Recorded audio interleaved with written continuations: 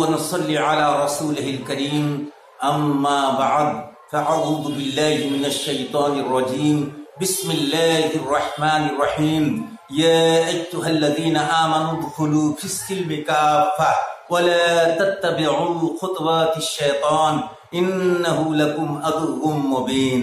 শ্রদ্ধেয় সুধী সম্মানী আমার শ্রোতা বন্ধুরা, আমার সম্মুখীন শ্রোতারা, সকলকে জানাই আন্তরিক ধন্যবাদ, আন্তরিক সালাম। আমি আজকে যে বিষয়টি উপস্থাপন করতে চলেছি সেটি হচ্ছে ইসলাম শব্দের অর্থ কি, সালাম শব্দের অর্থ কি, আর সিলিম শব্দের অর্থ কি এবং সালাম শব্দের অর্থ কি। ভাইরা আমার, সিলিম মানে হচ্ছে ইসলাম এবং সন্ধিবদ্ধ, সালাম মানে হচ্ছে শান্তি এবং সালাম মানে হচ্ছে শান্তি, আর ইসলাম মানে হচ্ছে আত্মসমর্পণ করা। আত্মসমর্পণ করা কোথায়? আল্লাহ আল্লাহর বিধানের সামনে, আল্লাহ আল্লাহর রসুলের বিধানের সামনে, আল্লাহ আল্লাহর কোরআনের সামনে এবং রাসূলের হাদিসের সামনে মাথা নত করা, নতি স্বীকার করা।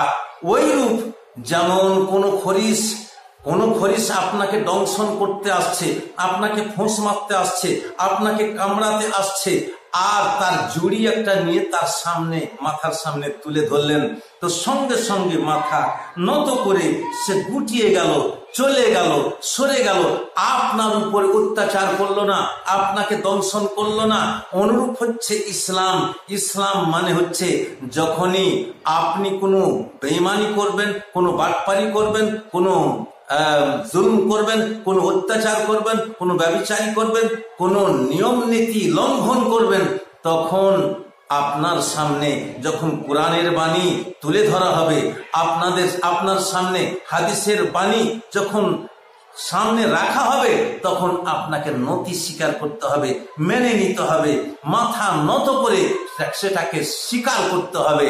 আপনাকে যদি বলা হয়, কোরআন যদি আপনাকে বলে আপনার হাত চাই, আপনাকে হাত দিতে হবে।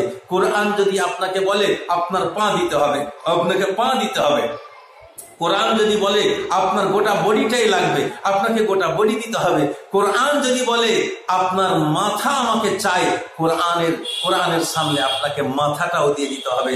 অর্থাৎ এই কারণেই আমরা আল্লাহ রাব্বুল আলামিনের বারগাহে, আল্লাহর জন্য, আমরা আল্লাহর মন জয় করার জন্য মসজিদে গিয়ে, বাড়িতে সময় সাপেক্ষ যখন আমরা সালাত আদায় করি, তখন আল্লাহর বিধানের সামনে আমরা সাজদারত হই, রুকুরত হই, মাথাটা আমরা পেতে দিই, আল্লাহ গো এখন আমরা তোমার দরবারে, তুমি